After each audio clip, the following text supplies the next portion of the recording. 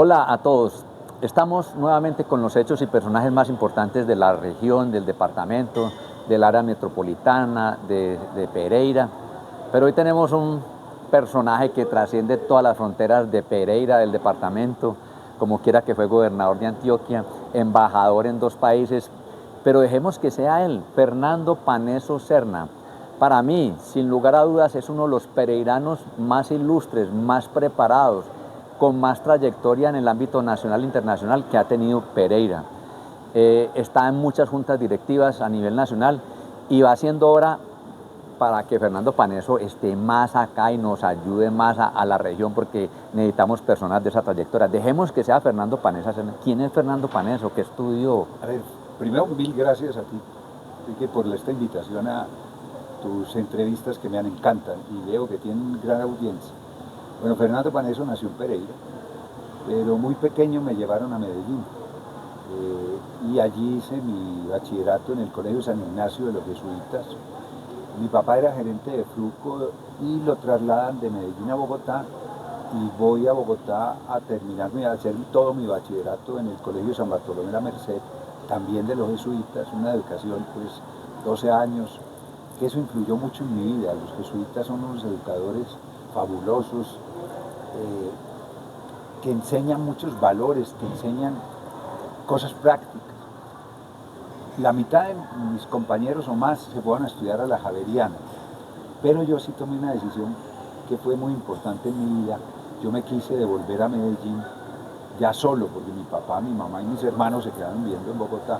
Entonces ya a los 18 años me fui de mi casa, me fui a Medellín, porque mi abuelo, Eleuterio Serna, fue ingeniero de la Escuela de Minas, de la Facultad de Minas de la Universidad Nacional. Entre otras, mi abuelo fue el ingeniero jefe que llevó el ferrocarril de Caldas a Manizales. Y sus hijos, en ese tiempo, las construcciones se demoraban mucho tiempo, y los hijos de él nacieron en los campamentos. Por ejemplo, mi madre nació en Santa Rosa de Cabal, porque ahí fue uno de los campamentos mientras llegaba el ferrocarril a Manizales.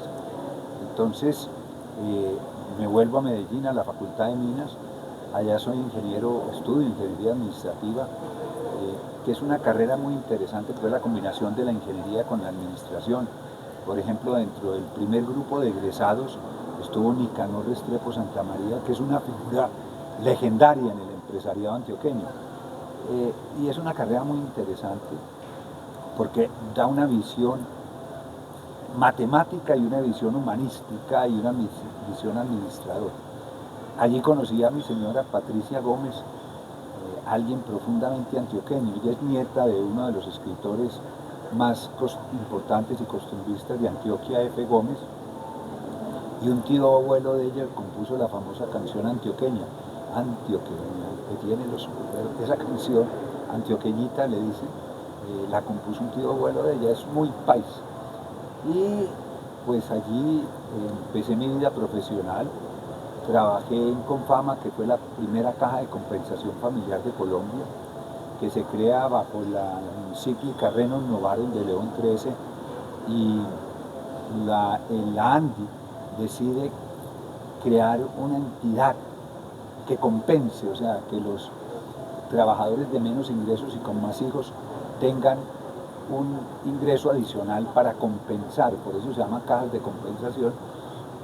Esta se crea en 1954 y en 1957, ante el éxito del modelo de Confama, el dictador Rojas saca un decreto ley creando las cajas de compensación familiar. Allí hago todo un programa de montar un sistema de recreación y deportes con el fin de llenar los clubes campestres, no solo en las áreas de piscinas y alimentación, sino en toda la cobertura.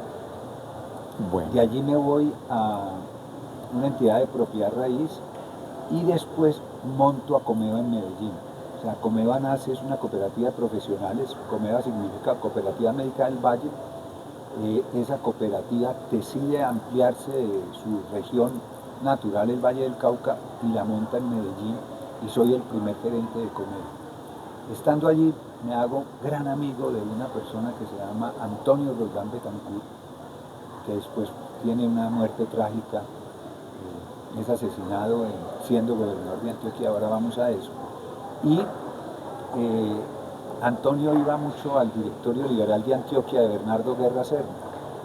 Y yo empecé a ir allá y empecé a conocer personas.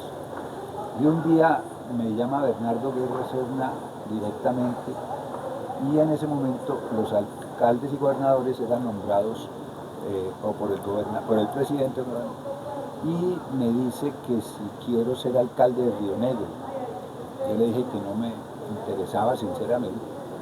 Después vuelven y me llama él y me dice que si quiero ser subgerente de la fábrica de licores de Antioquia, tampoco. Y más adelante se da la coyuntura que hay un nuevo gobernador, Álvaro Villegas Moreno, y en la lista que le da el directorio liberal de Antioquia para cargos en la gobernación, iba mi nombre y Álvaro Villegas Moreno, a quien no conocía, tuvimos una entrevista, me ofrece la dirección de planeación de Antioquia. Y allí es mi primer cargo público, sin haber hecho proselitismo político. Y con Álvaro Villegas me va muy bien. Creamos la primera área metropolitana del país, el área metropolitana del Valle de la Aburrá. Me tocó a mí pues presentar el proyecto de ordenanza en la asamblea y sacarlo adelante y arrancarle del área metropolitana. Empezamos a construir el Palacio Departamental, que es un edificio espectacular en la Alpujarra. Y cuento esto que empiezo yo la construcción en el año 79-80. Álvaro Villegas se retira por algunas circunstancias políticas, llega Iván Duque Escobar, el papá del expresidente Iván Duque Márquez, me pide que continúe y hacemos una gran labor. Hicimos el plan, las bases para el plan de desarrollo de Antioquia, el primer documento estructurado para el plan de desarrollo. Y allí conozco a Edgar Gutiérrez Castro, que es uno de los coautores de ese documento, de ese libro. Y Edgar Gutiérrez Castro lo nombra Belisario Betancur, presidente de la República, lo nombra ministro de Hacienda. Y él me lleva a trabajar con él a la Dirección Nacional de Presupuesto, que es un cargo, voy a adelantarme un poco, yo pues he sido embajador, viceministro, ministro encargado, gobernador, pero el cargo con más poder directo fue la Dirección Nacional de Presupuesto, porque todo el mundo tiene que caer allá, desde el presidente de la República, lo llama uno los ministros, etc. Y allí estuve 2 años, allí conocí de cerca a César Gaviria Trujillo, que después fue muy importante en mi vida, y de allí Rodolfo González García, que era el Contralor General de la República, me dice que me vaya a Nueva York a trabajar en el consulado de auditor general y a su vez miembro de la delegación colombiana en Naciones Unidas. Y voy a la Comisión Quinta, que era la Comisión de Presupuesto de Naciones Unidas. Estando allí me regreso y César Gaviria es nombrado en el gobierno Barco ministro de Hacienda y me ofrece ser el secretario del Ministerio de Hacienda. Dije que no, yo ya había estado en el Ministerio de Hacienda, que después del ministro el cargo más importante era director de presupuesto, y dije no. Le dije una frase que es simpática: César, cuando uno gana kinder pasa primero, y yo ya lo hice. Y me vincula al ministro de Desarrollo y me ofrecen ser viceministro de Desarrollo. Allí empiezo el gobierno Barco de viceministro de Desarrollo, en una época muy interesante de viceministerio de Desarrollo. Había control de precios de la cerveza, la gaseosa, los carros de gama baja, la caprolactama técnica, que era un producto para las llantas. O sea, a mi oficina iba cada 3 meses Augusto López y Carlos Upegui Zapata, que era el presidente del Grupo Ardila Lul, a negociar, o sea, no, porque había unas estadísticas muy claras, unas metodologías para aumentar la gaseosa y las cervezas, imagínate eso. Los carros de gama baja, el Renault 4, el Mazda 323, el Sprint, una negociación de precios muy compleja, pero entonces uno decía, ay, mire, a mí nunca me ofrecieron nada, ni yo lo hubiera necesitado, y el poder que uno tiene en ese, pues al control de precios, ya eso todo desapareció. También se negociaba el precio del algodón con el Ministerio de Agricultura. Y el Ministerio de Agricultura, que se subiera mucho para los agricultores, y el Ministerio de Desarrollo, pues que no se subiera tanto para el tema de la industria nacional. Un tema es muy interesante. Estando allá, voy a Corea y una delegación del gobierno, y estando allá cambian el ministro de Desarrollo, que era Miguel Merino. Nombran a Fuad Char, y yo lo llamo y le digo, ministro, mire, mi renuncia está, no, yo quiero que usted se quede, me han hablado muy bien, y yo no quiero empezar a aprender, sino que, muy bien, me volví a Corea, y cuando llego a mi casa, una llamada de Palacio de Nariño, mire, le va a hablar el ministro de Gobierno, y yo, cuando me había ido, estaba el ministro de Gobierno, era Fernando Cepeda, cuando pasa César Gaviria, Fernando, ¿cómo estás?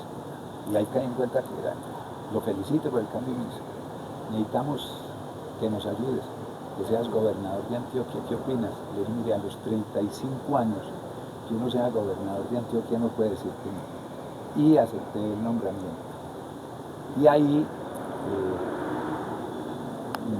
me toca una época muy dura que ahora que tú dices que vamos a profundizar en ella, y ahí me voy 6 años por seguridad del país. A mi sucesor no, que es Antonio Roldán, lo mata un carro bomba, pero voy primero a la Florida de auditor general de la Fuerza Aérea Colombiana, que tenía en el aeropuerto de Fort Lauderdale una base donde se importaba todo lo que fuera necesario para la Fuerza Aérea y otra parte de las fuerzas militares. De ahí después Kiko Becerra me dice, váyase a ser auditor de la Federación de Cafeteros en Nueva York. Me toca toda la vigilancia, la cuenta de Juan Valdés, que en ese momento costaba $20 millones la cuenta de Juan Valdés. Y ahí, en ese momento, César Gaviria es nombrado presidente y me nombra cónsul general de Colombia en Nueva York. Estando allá el cónsul general de Colombia, el país se ha ganado la sede de la 4ª Cumbre Iberoamericana de Jefes de Estado y Gobierno. En ese momento el evento internacional más grande que había hecho Colombia en su historia, 23 jefes de Estado, y el presidente Gaviria me llama y me dice, venga, ayúdeme a organizar esto. Yo le digo, presidente, pero no, aquí se necesita un gerente, esto va a manejar mucha plata, y en ese momento Gaviria estaba en el tema de la elección de secretario general de la OEA. Entonces también era muy importante este evento, en todo este entorno, y me vine a ser el director general de Colombia, el director general de la Cumbre Iberoamericana de Jefes de Estado. Ahí estoy, y ya después tengo unos pasos y ahí voy a EPM Bogotá. Estoy a montar a EPM en Bogotá. Siempre me ha tocado como montar, ser el primero de muchas cosas. Monto EPM Bogotá, y de ahí me ofrecen la presidencia de Comeva Salud, con sede en Cali. Me voy a Comeva en Cali, y estando ahí gana la alcaldía Samuel Moreno de Bogotá, y la Junta me nombra presidente de la ETB. Ahí estoy un tiempo, me retiro porque yo sostenía que la única solución de la ETB era la venta, porque estaban compitiendo con los dos, primero estaba compitiendo con el tipo más rico del mundo, que era América Móvil, Carlos Slim, y con Telefónica de España. O sea, era una pelea de guayaba y tocho maduro, de guayaba madura con tocho. No valía la pena. O sea, mire, esto no. Le va a dar un dato que lo pone uno muy triste. Cuando hicimos la evaluación, esa empresa costaba 2 billones de pesos. Al cambio del dólar de ese momento eran 800.000. Eran 2 billones de pesos, 800 millones de dólares a 1.000 millones de dólares. Y arrancó el proceso, y un día Samuel Moreno dijo, no, yo no puedo vender la empresa, esto tiene que seguir siendo un bien público. La acción costaba 1.020 pesos, hoy no vale 200. Y hoy no ha hecho sino dar pérdidas los últimos años. Si en ese momento se vende, el Instituto de Tierra 800 millones de dólares. Aquí hago una pausa. Sí. Porque ahí tuve el placer de conocer a Fernando Paneso cuando yo era gerente de empresas públicas y posteriormente primer gerente de Telefónica. Y para mí fue un honor, porque cada que íbamos a todos los congresos de Andesco y a todo, pues presentaban a Fernando Paneso como el gobernador de Antioquia y todos sus cargos, pero era el gurú de las comunicaciones y el que abrió junto con César Gaviria la participación de los privados en los servicios públicos y fue un gran aporte. Entonces para mí fue un honor haberlo conocido en esa época, Fernando. Sí, o sea, fue un error histórico. Mil gracias por esas palabras tan generosas. O sea, un error histórico, perder el distrito 800 millones de dólares, lo que hubiera podido hacer. Ya de ahí me voy a hacer algunas actividades y me llama el presidente Santos y me dice, mire, Colombia va a organizar el Campeonato Mundial Sub-20 de fútbol año 2011. Necesito que usted me ayude a ser el representante del presidente, en eso se va a manejar mucha plata. Y fue un evento espectacular. Remodelamos el Estadio Pereira, remodelamos 6 estadios, eso fue un éxito total. Entre otras, curiosamente, todos los estadios se llenaron, no se conseguían boletos, menos en Manizales. No sé por qué en Manizales se regalaron las boletas, pues siempre eran regaladas o algunas con precio, bueno, pero en Manizales nunca se llenó el estadio. Curioso, en los demás estadios no conseguía una boleta. Me llamaba a mí todo el mundo, miren, Pereira, en Medellín para la boleta, el Bogotá, y en Manizales nunca tuve una intriga porque nadie, yo nunca pude saber por qué. De ahí, estando, termina el Mundial, le digo al presidente, queda muy agradecido porque le fue muy bien, y estando en un festival de jazz afuera del país, recibo una llamada del presidente Santos. Me dice, Fernando, mira, yo quedé muy agradecido con usted y quiero que me sigas colaborando en el gobierno. Y me ofrece la dirección de Coldeportes Nacional. Y yo le dije, presidente, no, muchas gracias. Mire, yo quiero lo que quiero es que a usted le vaya bien. Lo admiro a usted, que pase a la historia, porque usted lo que ha tenido todo, Dios mío. Lo único es trascender más. Me dijo, no, bueno, está bien, si no quieres. Al rato me llamó.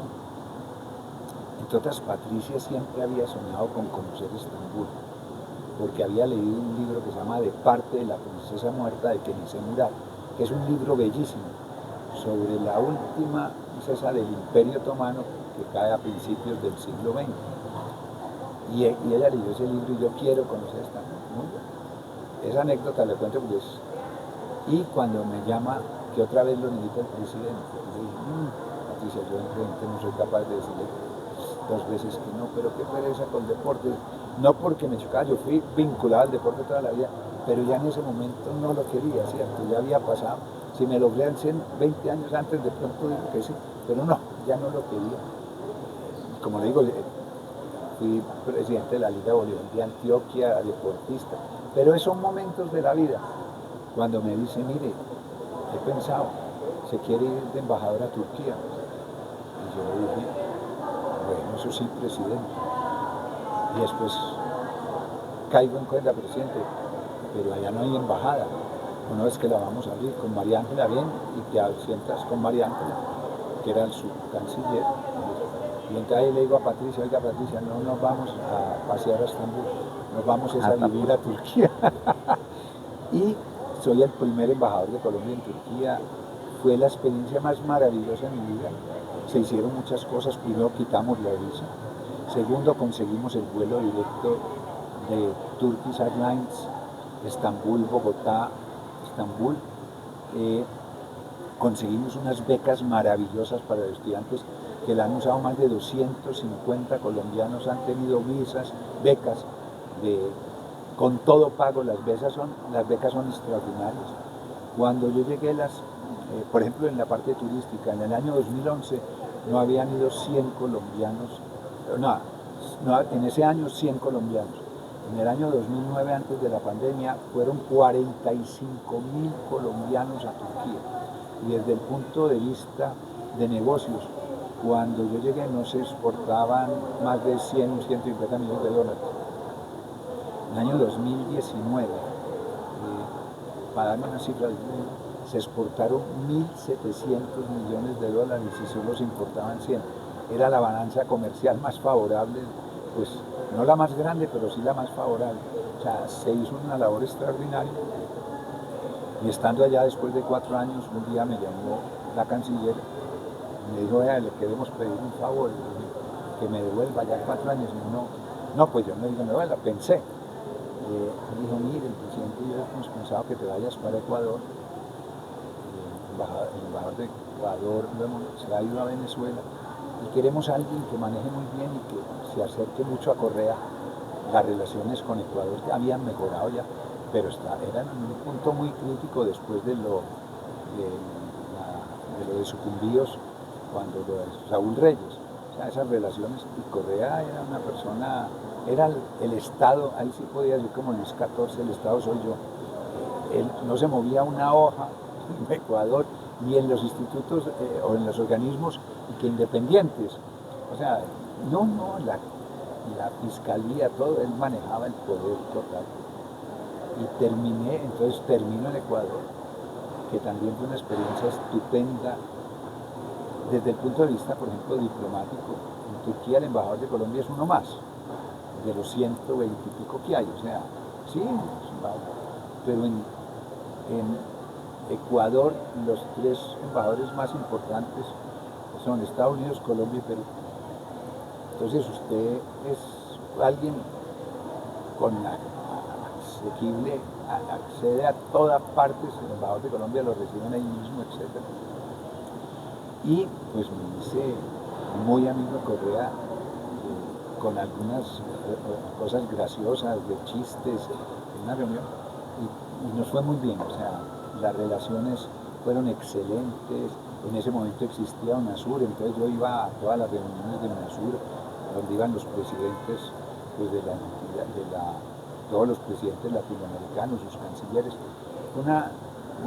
Desde el punto de vista diplomático, muy interesante todas estas relaciones. Una duda, Sí. antes de irnos de lo de Turquía. Los que tuvimos el privilegio de conocer a Turquía, pues algo novedoso estar uno aquí y decir, pasa ese puente y está en Asia y para el lado de aquí está en Europa. Eso comercialmente, en pocas palabras, ¿qué significa como comercio manejar 2 continentes por un puente? No, eso es algo, primero, cuando uno está en Colombia para ir a otro continente, le da 10 horas de avión, ya sea a Europa, o sea a África y a Asia ni se diga. Entonces, cuando tú cruzando un puente y estás en Europa, aquí en Asia, ¿qué es eso? Turquía es el centro del mundo. Napoleón dijo que si hubiera que escoger una ciudad para ser capital del mundo, sería Estambul. Hay algo histórico que a uno no le enseñan mucho. La caída del imperio bizantino en manos de los turcos otomanos generó el descubrimiento de América. ¿Cómo así? Porque por ahí pasaba la ruta de la seda y las especies.